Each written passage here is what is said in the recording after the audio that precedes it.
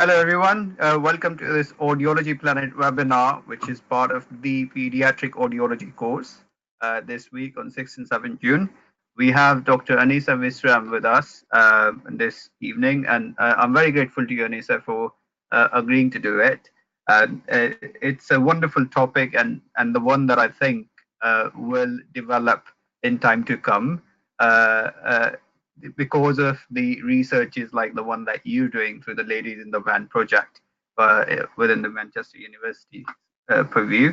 I know that you have had a very distinguished career so far with your PhD on bimodal hearing, where you were measuring the interaction of the cochlear implants and the hearing devices. And then you did a postdoc work for a short time, which was on measuring corticals in the cochlear implant patients, and you have significant clinical experience associated with that as well. So I'm just looking forward to your presentation today, and I know that you will be there showing your setup to the delegates of the course on 6th and 7th June as well, which will be quite fascinating for us. So over to you, Anisa. Thank you very much for doing it. I'm just going to make the technology work for us. So here we go. You will be able to share your screen now. Brilliant, I can see it. Okay, great. So I'll get this up.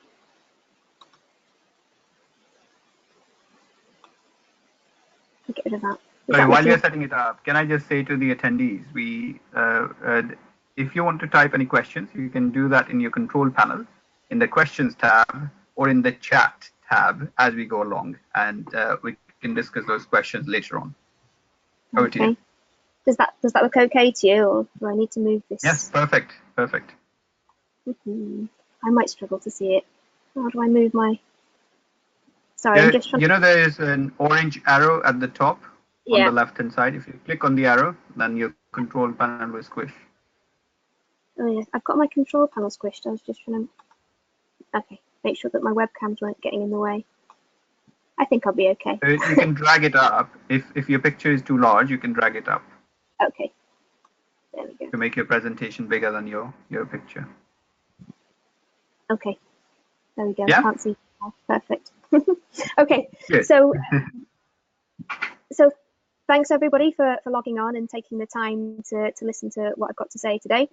So the topic is aided cortical testing in infants. So I'm going to talk a little bit generally about aided cortical testing, and then more specifically talk about the project that we're doing, which is called Improving Clinical Practice for Babies with Hearing Loss.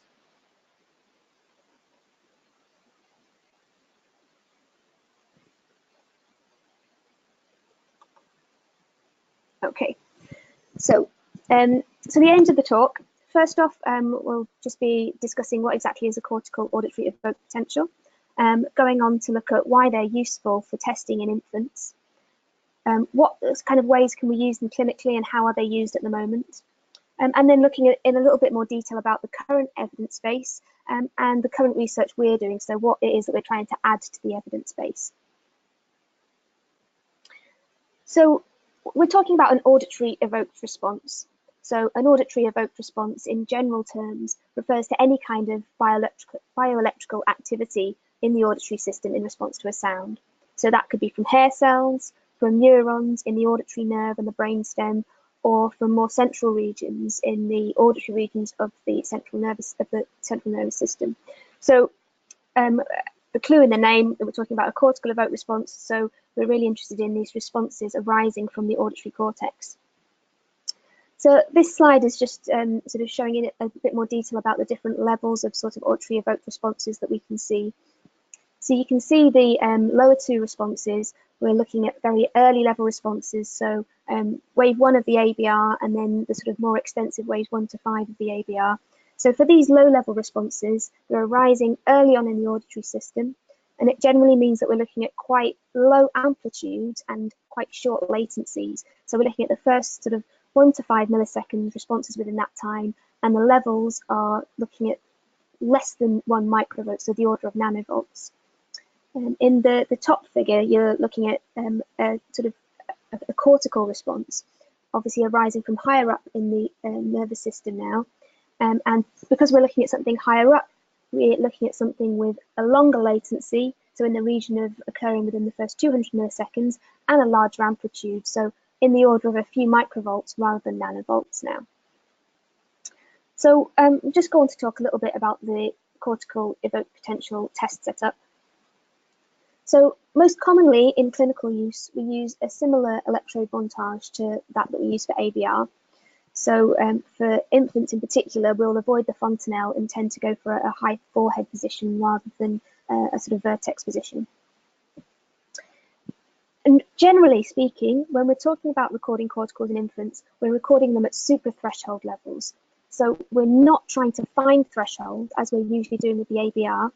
We're more interested in finding out whether a response is there or not at a particular sensation level.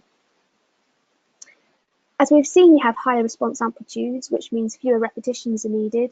But the difficulty of that is you end up with far more residual noise than you have in something like an ABR, where you've got lots and lots of repetitions to average that noise out. And cortical evoked potentials are affected particularly by state of alertness of your participant or infant or adult. So any drowsiness can have an effect on the response. Age also has a significant effect on the response, which we'll look at in a bit more detail. And fatigue to the stimulus has an effect. So all these things need to be considered if you're using the test in a clinical setup. So first off, we look at a typical adult response. So here we see the response occurring over around about 300 milliseconds. And the sort of two main peaks are a negative peak occurring at around 100 milliseconds, a positive peak at around 200, with a very slight sort of early positive peak happening earlier than that. So this is your typical adult response. And this is the gold standard test at the moment for diagnosing non-organic hearing loss in adults, as I'm sure most people will realise. So this is the most common way that cortical evoked potentials are currently used in clinical setups in the UK at least. So now we're looking at a cortical response, but from an infant, so a sort of far more typical morphology of someone who's under 1 year of age. And what we see now is a big, broad positive peak occurring at about 200 milliseconds. And you tend to see a little bit of a negative peak occurring later. Sometimes also see a negative peak occurring before that P1, so a sort of early negative peak. So the next graph is showing a little bit about how this response matures over time. So in the top sort of response, the top figure there, we can see the typical infant response with that big broad P1, and you can see that's occurring for infants who are aged under about 1 year. So we're looking at, the graph is showing us the latency of that P1 response with respect to age.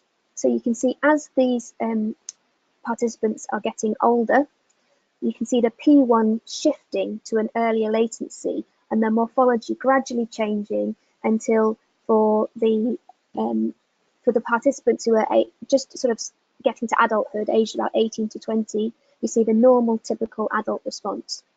And that P1 is shifted to a very early latency and to a far smaller amplitude. So this maturation is interesting and has been used in research purposes for a variety of reasons. So it's been seen as a marker for typical development of the cortical pathways. So the graph I'm showing you here is some results from Anu Sharma and colleagues. And we're looking at, again, P1 latency versus age. And the two parallel lines are showing the range of where you would expect to see the responses fall for a normal hearing group of listeners. The markers are showing where the responses fall with respect to age for a variety of cochlear implant users. The red circles are for children who are implanted aged under 3.5 years. The blue crosses for those who are implanted between 3.5 to 6.5 years, and the green triangles for those implanted over 7 years. So what this is showing you is that children who had their cochlear implants at age under 3.5 years managed to achieve a sort of normal cortical maturation and fall within those normal bounds. Those implanted over 7 years tend to fall outside of those bounds, and in between it's a bit of a mix. So this was some really compelling evidence to suggest that there's a critical age of implantation to achieve normal cortical maturation. So moving on, we're interested really in why we might want to measure corticals in infants. So there are a few reasons. I'll just briefly go over this, and then in the next few slides, I'll be explaining each of these points in more detail. So one, it would be an objective test of hearing for populations who are currently underserved, so those in whom we can't get reliable behavioural responses. The stimuli that we use are highly appropriate for a number of reasons. As we've seen, we're looking at a late neural response, which has its benefits. They can be used, in theory at least, in terms of it helping us to evaluate hearing aid fittings, and can give us some useful clinical information in cases of auditory neuropathy spectrum disorder. So, as an objective test for these underserved populations, as we'll know, we can't always get reliable behavioural responses from our participants. And the main case in which this is true, and where most of our research is focused, is for babies who are simply too young to perform visual reinforcement audiometry. So babies under about 6 to 7 months, where we can't get reliable behavioural testing. If we can get reliable cortical measures, we may be able to infer something about how well those babies are hearing through their hearing aids.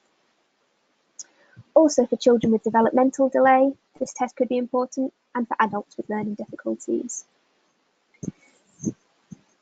So I mentioned briefly in the beginning that the level of alertness and drowsiness can have an effect on the cortical response.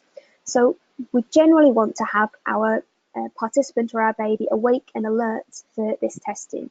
So this makes the cortical test more appropriate than the ABR for older infants, for whom it's generally hardest to get them to settle and to go to sleep. So let's talk a bit about the stimuli. Generally speaking, when we're doing cortical evoked potentials, we tend to use speech-like sounds as the stimuli. So these are longer duration stimuli than are used in ABR, which allow us to have more sort of real-world stimuli of greater relevance that are more speech-like. And it also means that the stimuli are more likely to be processed with appropriate gain by the hearing device, which makes it suitable for aided testing, where we may have some concerns about using shorter duration stimuli and whether they would be given the appropriate gain. And as we know, it's a late onset response. So in terms of the stimuli, the benefit there is that we don't see signal artifact in the response. That's particularly important for cochlear implant users, where there's a huge artifact that goes along with the signal. So the late neural response. What this really means, because we're looking at a late evoked potential, we have a lot more faith that the response correlates with actual perception.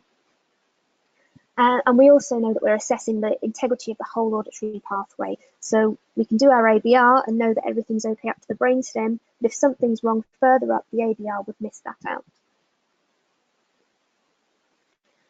So there's been a lot of interest in using corticals to evaluate hearing aid fittings, particularly in infants. So it may be that if we do an aided cortical, we can guide the hearing aid fitting. And one of the reasons that could be important is that the hearing aids for infants will generally be based on ABR thresholds and information. And sometimes those may deviate from the true thresholds. It may be that we just simply weren't able to get all of the ABR thresholds for a particular patient just due to time or due to how settled they are. It could be that the ABRs are absent for other reasons, or it could be that they've been affected by otitis media. But we do think that there's further research needed to validate this. At the moment, we don't really have a good understanding of what the implications are of when we can't record a cortical response, and how do we interpret that clinically. And another benefit in terms of hearing aid fittings, if you're sitting there with your parents and you're able to show them that there is a physical response, a neural response to a sound when the baby's wearing hearing aids, it can have a motivational effect and help parents to continue using the hearing aids when perhaps at times they may feel that they're getting pulled out or they're getting chewed, and if they don't see a benefit, they could be demotivated. So that's another benefit. So we'll talk a little bit about auditory neuropathy spectrum disorder. So in ANSD, as we know, we often see ABRs are not present or not present at sort of levels that would represent true thresholds. So what we find is that we sometimes have corticals present when ABRs are not. So it can give us that extra little bit of clinical information. So in this case, what could be of great help clinically is actually doing the unaided cortical evoked potential, as opposed to just the aided one, which we're usually interested in with simple sensorineural hearing loss. So some research has suggested that if you can record a cortical evoked potential at a low level, around about 55 dB SPL, then it suggests no more than a mild hearing loss. So that would be some really significant information in cases of ANSD to advise you on how to go next, how to go about fitting the hearing aid when actually you wouldn't have the ABR information to give you to help to guide that fitting. So researchers also suggested that the presence or absence of cortical evoked potentials can be predictive of speech perception in participants with ANSD, whereas the audiogram itself is not predictive. And the hypothesis about that is that it may relate to the site of lesion. So those who show greater cortical responses may have more peripheral lesions. So how are corticals used at the moment, or how might corticals fit in with infant testing? So we know that since the introduction of the newborn hearing screening programme, we're giving infants an intervention for hearing loss very young. So in the first few weeks of life, we could be fitting them with hearing aids. So we have our screening, assessment, selection and verification where we fit the hearing aid. But what we then need is evaluation, and that's the part that is somewhat missing in our current practices. So our evaluation could include behavioural observation, parental questionnaires, and electrophysiology is the sort of third factor of that we think could be clinically beneficial. So I'm going to talk a little bit now about the HearLab system from now in Australia, which is being currently used, certainly in Australia and in some clinics in the UK, to perform cortical evoked potentials. So it's an easy-use system which is purpose-built for doing cortical evoked potentials. Some of the benefits are it displays a measure of residual noise, so that can be really helpful in deciding how to interpret the results if you don't get a response. So if you don't get a response but there's a lot of noise, you would be cautious about saying they're not hearing that sound. It also has an automated response detection, so it uses statistics to say whether a response is there or not, and it has automatic sound field calibration. So as I mentioned, it's designed by the National Acoustic Laboratories in Australia, and the sort of module of significance here is called the Aided Cortical Assessment module. So the idea is that you're testing in the free field, or in a sound field, and you're testing infants through their hearing aids. So there are 3 different stimuli included in the NAL system, and they are stimuli which are short extracts of speech tokens extracted from running speech. So there's a M stimulus with most energy in the low frequencies, a G stimulus with most energy in the mid frequencies, and a T stimulus with more energy in the high frequencies. And these stimuli can be presented at 3 different levels: 55, 65, and 75 dBSL. So you perform your cortical measurements, and what you'll get back is you'll be able to see the response, and you also get a p-value to let you know statistically what is the likelihood that there is a response there. So the rationale is that if a response is absent, then the hearing aid gain would need to be increased in the relevant frequency band. And I've got a link in there to the HearLab documentation on the NAL website, which has got lots of really useful documents and publications, including a lot about how it's used at the moment, which we will talk a little bit more about. So I'm going to talk a little bit about the HearLab stimuli. So we've got the spectral and temporal characteristics plotted here. So I'm going to focus on the spectral characteristics. So as I mentioned, they're designed to have the energy mostly in the low, mid and high frequencies. And you can see there that that's true. The M stimulus, most of the energy is sort of around about 200 to 300 hertz. G sort of just a bit over 1 kilohertz. And the T, we're looking at more sort of 3 to 4 kilohertz. One thing you do see though, whilst the energy is generally concentrated in those frequency regions, there is a significant amount of energy in the sort of broader spectral content. And that's one of the things that we're interested in looking at, whether we can effectively create stimuli that are still appropriate for the purpose, but more frequency specific. And what that would, the benefit of that is we would then have greater confidence in knowing if we did or didn't see a response, how to interpret that in terms of hearing aid fitting. One of the dangers with the spectral content here, if there was a particularly steeply sloping or non-flat loss, it could be, for example, for the G stimulus, that you think that the patient is hearing the sounds at around about 1 and a bit kilohertz, but actually they could be picking something up from perhaps the sort of slightly lower frequency peak that you can hear.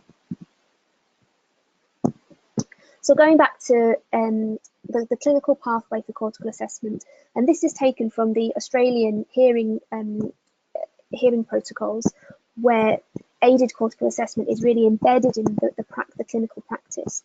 So in those protocols, the infants are seen and diagnosed with sensory neural hearing loss, and the hearing aid fitting occurs matching to your prescription targets based on ABR or ASSR results within the first couple of weeks after the diagnosis.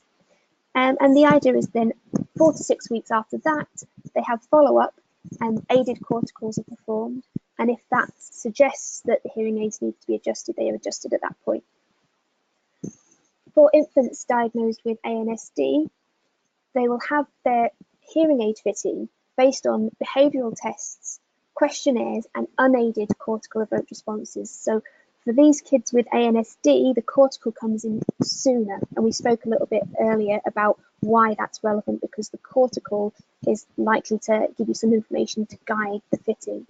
And then again, they have the hearing aids matched to target, and again, follow-up occurs with aided cortical evoked potentials, which may inform adjusting the hearing aid. This slide I am going to skip through, but it's available to see if you go to the Australian the Australian sort of protocols online, and I've got links in the presentation for there. It shows really the flow chart of what happens in that follow-up appointment. So essentially, you start off with presenting your stimuli at 65 dB. Either you do or you don't see a response, and based on that, you either go down and present at 55 dB or you go up and present at 75 dB. And the idea in general is that if you don't get a response, you turn the hearing aids up. If you do get a response, then you're happy. So that's sort of summarised in this slide again. If you don't get a response to the M sound, you want to turn the gain up in the low frequencies and so on.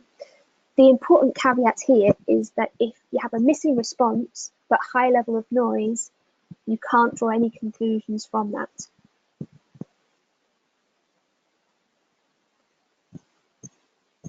So how are we using corticals at the moment? So as I've mentioned, they're used routinely in clinics across Australia, and that's all embedded in their national protocols.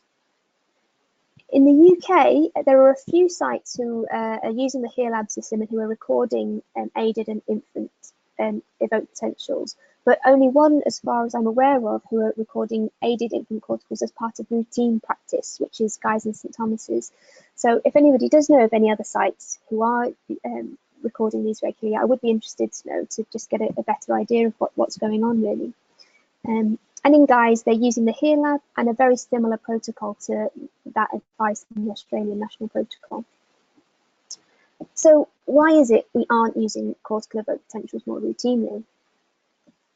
So one reason is that at the moment there's some evidence to support that their use, but there is a little bit missing in terms of helping us to fully understand what the implications are of the test and how to implement a protocol. And there are some questions about the most appropriate stimuli to use for the test, and how using different stimuli, how we'd be able to interpret those results for a clinical benefit.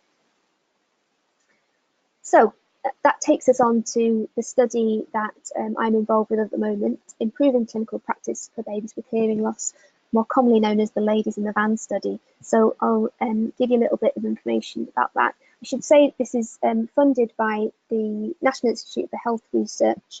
We've had contributions from the Marsden Family Foundation, and more recently we've had extra funding from Oticon Foundation to allow us to carry on performing the testing and getting more data. So we're very grateful to all those people. So some background. Hearing aids are fitted to infants from a very young age. The median age is 80 days. And at the moment, the fitting is based on limited information that we gain from the ABR test at 0 to 3 months of age. So we know that we can't get a reliable behavioural hearing test until infants are around about 7 to 8 months old, or often a little bit older if they're not quite ready at that age. So the main focus of what we're interested in is how we can know whether young infants who are 3 to 6 months old can hear through their hearing aids. So I'll talk a little bit about previous studies. So Chang et al., these are based in Australia with the NAL group, looked at a group of hearing impaired infants, 18 in the group, who were aged 3 to 15 months, and looked at using cortical evoked potentials with the Hear Lab setup that I've spoken about. And what they found was that 30 to 40% of the time, when the sounds were estimated to be audible, they still could not get a cortical response from those infants. And with these babies, the audibility was estimated from behavioural measures which were obtained using different stimuli. So the cortical stimuli were those speech tokens, and then the audibility was estimated from VRA using clinical procedures and sort of interpreting how you would relate that back to those speech stimuli. So Van Dunn et al. In 2012, also with the NAL group, had 25 babies in their study who were aged 8 to 30 months, and they found no cortical evoked response detected in around about 22 to 28% of infants. So they did use the same stimuli to record the cortical as they did to make the estimate of audibility. But you can see from the age of the babies who were 8 to 30 months that they were just that little bit older than the age that we're really focused on, which is the age just below that when they're too young to be doing the VRA. So another more recent study that's come out is from Gardner-Berry et al., again from Australia. So they've looked at retrospective clinical data collected from paediatric clinics in Australia over the years between 2008 and 2014. The infants were, well, the children were all aged under 3 years at the time of testing, and the average age, I think, was about 6.5 months. So that the most of them were at a sort of slightly younger age. They had 29 infants with sensory neural loss and 17 with auditory neuropathy spectrum disorder. So what they reported is they plotted and reported their data, and also replotted some of the data from previous studies and put it all together to come up with looking at for different sensation levels, how often do we see a cortical response.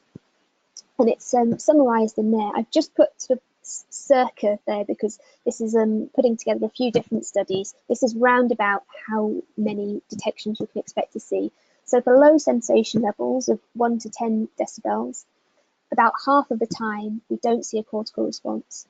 For sensation levels 11 to 20 dB, you're still not seeing a response about 35% of the time. And even when you're at over 20 dB, it's about 25% of the time that you don't see a response.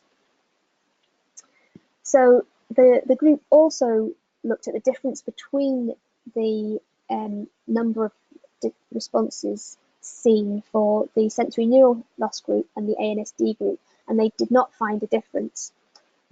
Though previous work by the same group did seem to indicate that they saw fewer detections for ANSD, so the jury's a bit out on that. It may be that it was just the way those ANSD patients were selected that was the determining factor.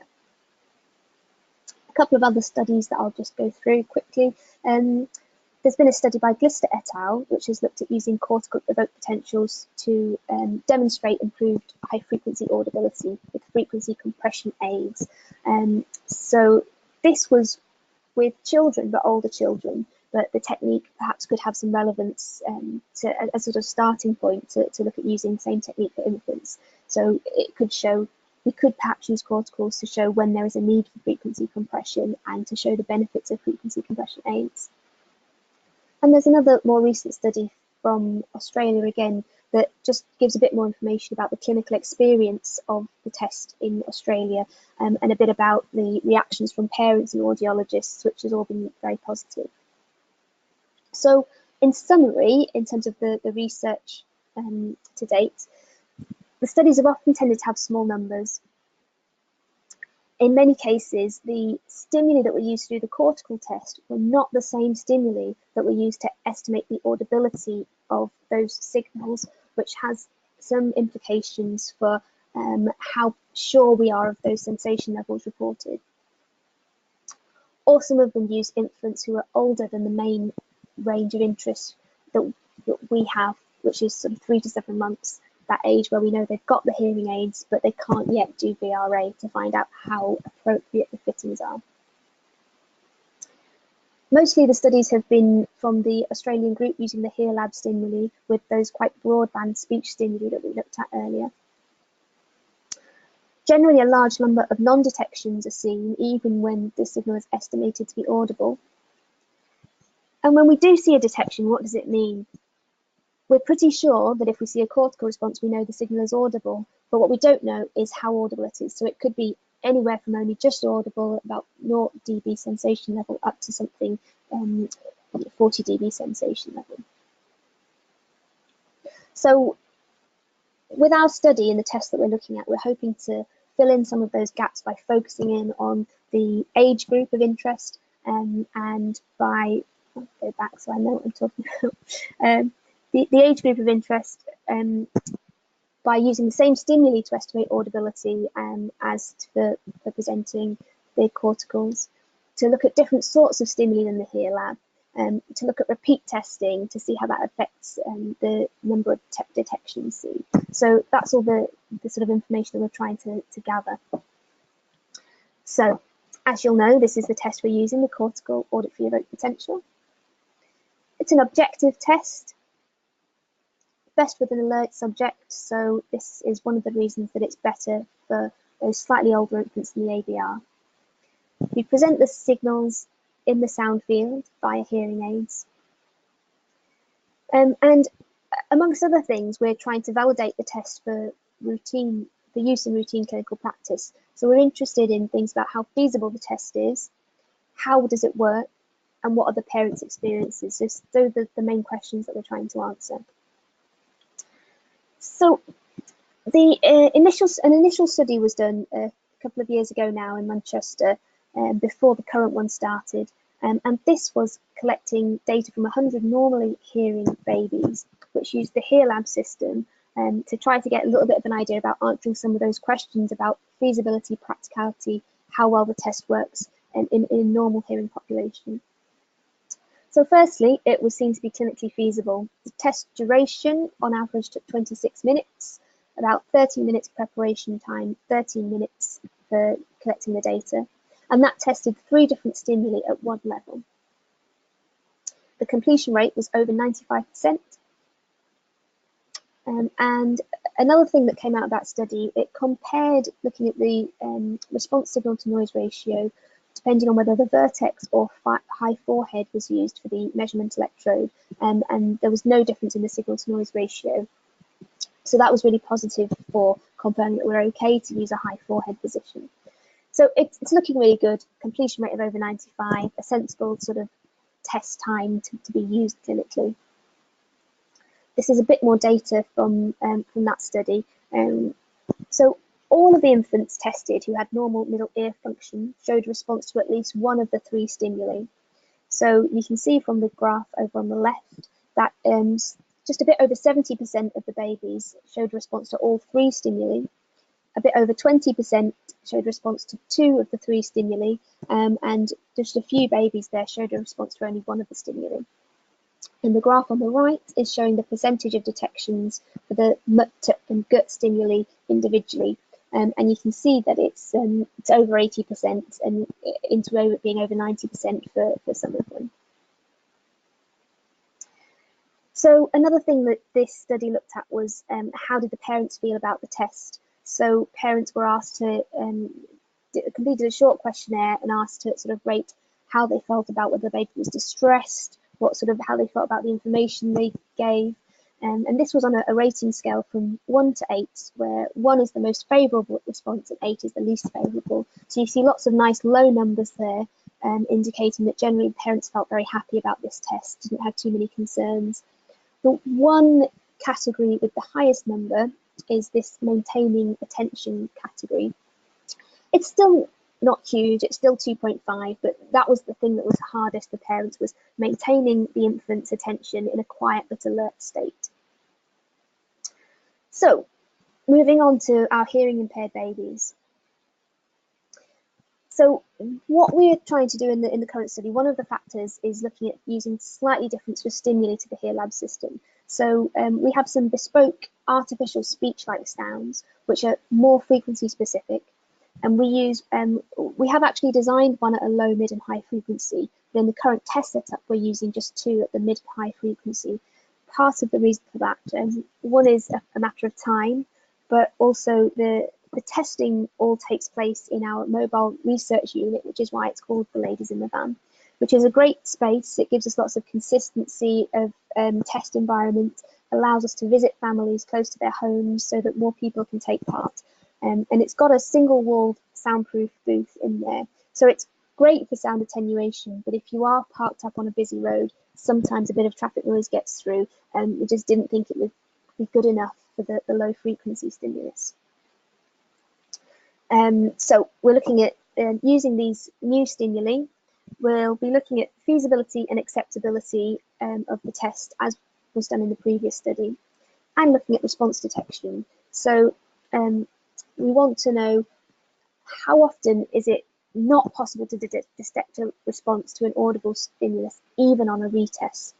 So we go in and we do one lot of testing and we repeat that later so that we can find out how often we're just missing that response, even when we've had 2 goes at it. And another thing we're looking at is optimizing automated detection procedures. So what is the most efficient and effective way to get that p-value out that is most meaningful? So I'll talk a little bit more about the stimuli that we're using. So we've designed these novel stimuli at a low, mid and high frequency, and they've been designed to be speech-like but frequency specific, using with the BSA guidelines in mind. So BSA guidelines in mind in terms of signal duration and on and offset ramps and so on. So with the increased frequency specificity, theoretically we hope it will be more informative in terms of adjusting hearing aid prescriptions. The stimuli are 60 to 70 milliseconds in duration. And just bear with me a moment. Okay, thank you. So the low and the mid frequency have F0 modulations, that they're created using a harmonic structure, and the high frequency stimulus is more noise-like. So the idea is that they're similar to the speech tokens, in those sort of frequency regions. So similar to the speech tokens in the HEAR lab, but a lot more frequency specific. And one of the things that we've done is to record these stimuli through a selection of hearing aids to confirm that they are processed in a similar manner to speech. So there are some considerations to think about when we're using stimuli through a hearing aid rather than just direct to an ear.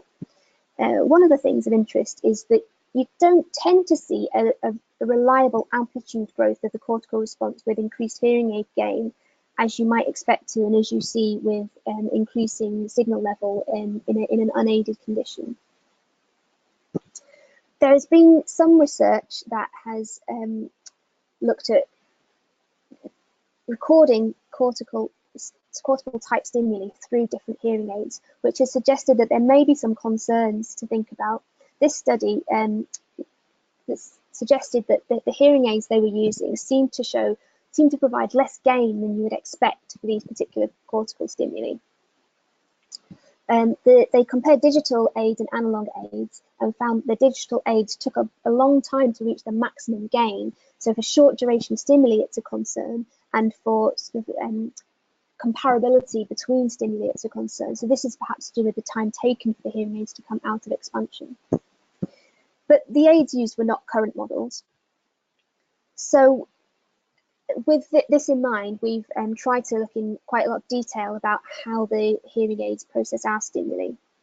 So preliminary tests in our lab show that an appropriate overall level of gain is given to the stimuli, and that we don't see any reduction in gain for short versus ongoing stimuli. So we've got no concerns about compression, and there were no concerns, as in the previous study, about the time taken to reach the maximum level. So we're quite confident that the hearing aids are processing our stimuli as they would be processing speech.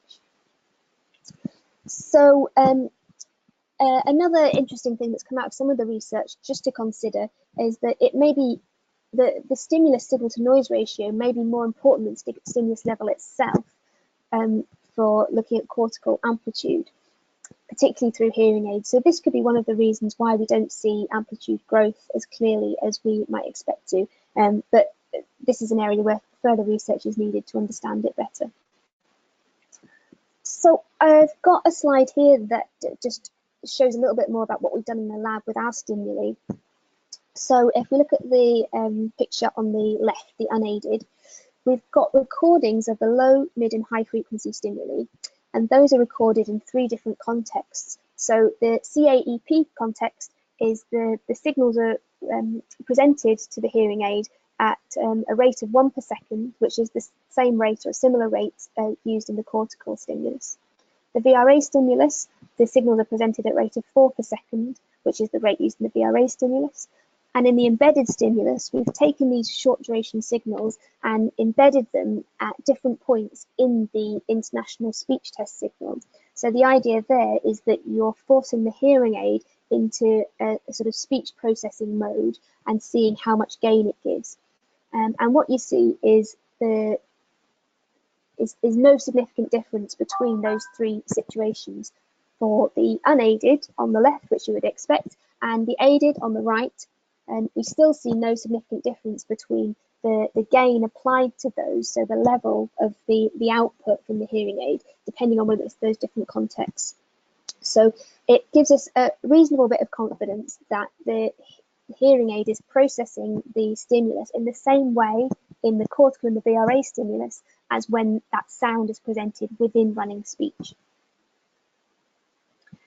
So a little bit more about the clinical need in the hearing impaired population. So we've mentioned this before, that if you see aided responses, it can reassure and motivate parents. And another important thing is that it may help to inform hearing aid adjustments or alternative approaches, including things like cochlear implantation, with reservations obviously, and with other approaches as well. Current evidence is somewhat limited. So moving on to what we're doing more specifically. The inclusion criteria for our study, we're recruiting infants who were under 7 months at the start of the study. They need to have been diagnosed with permanent bilateral hearing loss and have hearing aids fitted by the start of the study. We're trying to recruit infants with no concern about progressive hearing loss, developmental delay, or ANSD. So I'm going to take you through a family who we've seen in the study and take you through what the experience is like with the families coming to take part in our study. This is one of our early participants and one of our favourites. We don't tell the other babies that. So this is the mobile unit, the van, which comes and parks up close to the family's homes. So the entrance is through a door in the back of the van. There is a small step, as you can see, to get in, so it's not wheelchair accessible, and it can be difficult for anybody with any sort of physical disabilities. So we do try to make that clear before we see the families and before they're recruited to the study. So this is the observation room, which they come through when they first step into the van, and then you can see the door there through into the test booth. So that's where the main testing takes place. We'll get them to sign a consent form, and then in the main test room we go on to perform otoscopy and tympanometry. And then you can see the main test room here. So this is inside the single-walled soundproof booth. We prepare the skin on the high forehead and behind both mastoids. Check the impedances and so on. And this is the main test setup. So we've got one of the testers, Joe, there, who is keeping baby's attention forwards. You can see the electrodes in place behind both mastoids and one on the high forehead, and you can see baby's got his hearing aids in. You can just about see on the left-hand side the speaker through which the sounds are coming. So the speaker is placed directly in front of baby's head, and sounds are being played to both hearing aids simultaneously.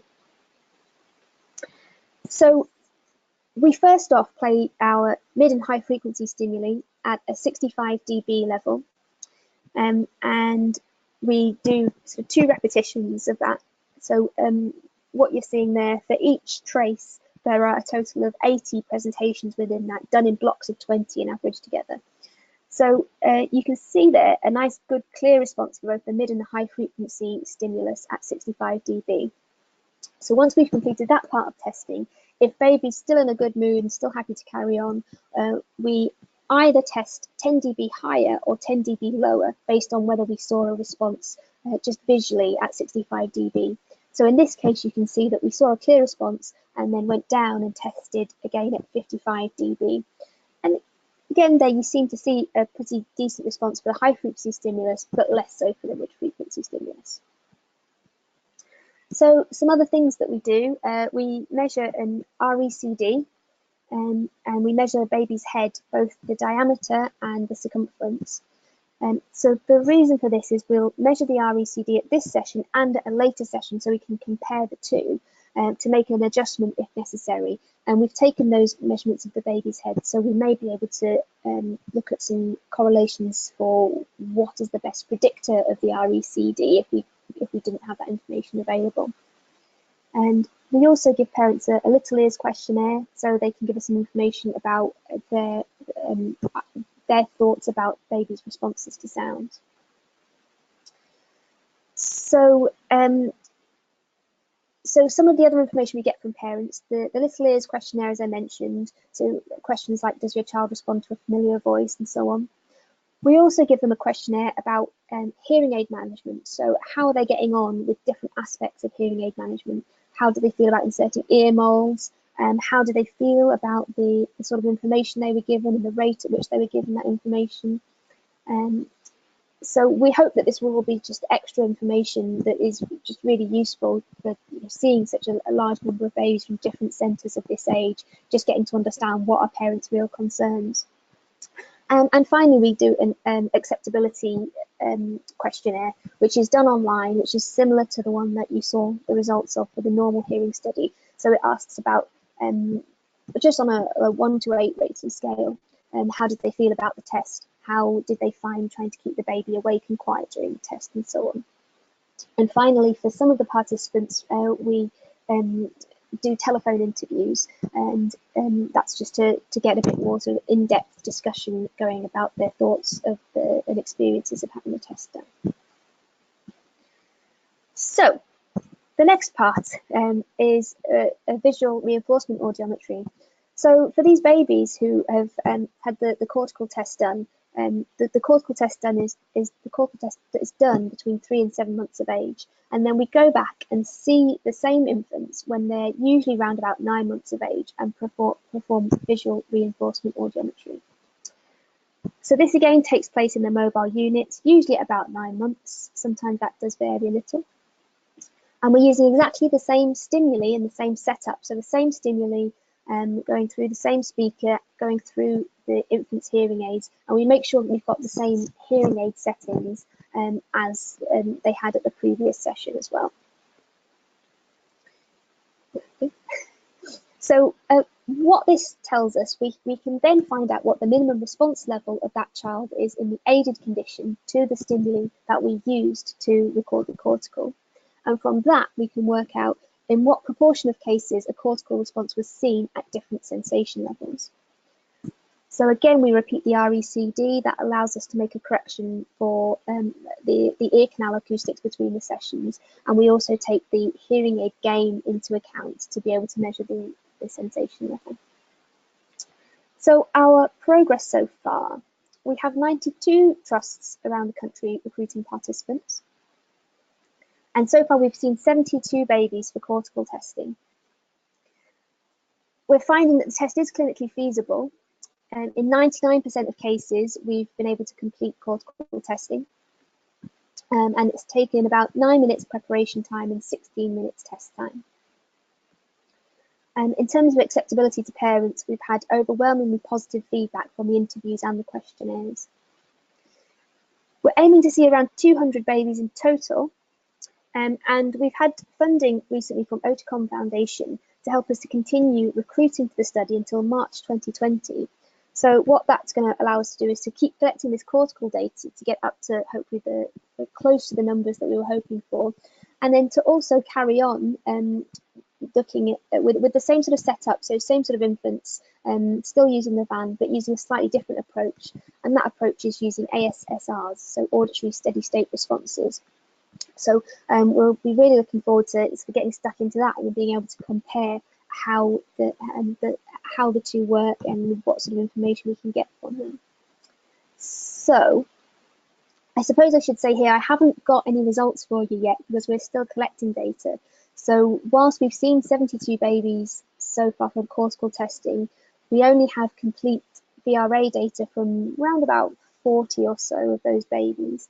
And of those, we've only got about 20 in whom we had normal TIMPs for both the cortical session and the VRA session. So when you start sort of getting down to it, the actual numbers are still quite small. The picture generally so far seems to be that we're seeing similar rates of detection compared to sensation levels of some of the other studies, but we will definitely be getting back to you soon with that when we've got a bit more data. So some of the challenges we've faced. Recruitment has been a big issue. We're looking at recruiting really small numbers of babies from each of many sites around the UK. So it can be really hard to keep the sites engaged enough to remember to hand the packs out. Obviously, it can be a traumatic time for the families involved. So recruitment has been slower than we hoped. We've also had to do a significant amount of repeat testing, usually because of middle ear problems. So if we visit the baby to do the cortical testing and they have flat TIMPs, if we've got time to go back and repeat the test before they're 7 months old, we do try to do that. And when we go and do the VRA data collection, again, if we see flat TIMPs, we try to get back and catch them when they've got normal TIMPs. And sometimes it's been other concerns with the infants or the family's health with childcare that has meant that we've had to reschedule. We've got a fair bit of variability in the test group, so we've got some with different levels and types of hearing loss. The mobile unit is working well. It's a good sort of test space. It's doing everything that we want to. Families are happy with it. We're managing to get to the families, which is important.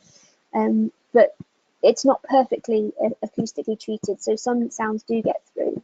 And the large amount of time spent travelling to get to families all around the country has had high associated costs. And some groups, of course, we found hard to access. As I mentioned, the mobile unit's not wheelchair accessible. Unfortunately, there was just no way we could feasibly make it wheelchair accessible with the sort of space and weight requirements. So we've had to exclude those families. And we've struggled to recruit non-English speakers. We have said that we will provide interpreters and translations of the documents as needed, but the groups have proved quite hard to access. So some of the take-home messages. Corticals can provide an objective measure of hearing, which reflects behavioural responses to sound. So we think this could be a useful test to assess speech detection in populations who can't complete behavioural tests.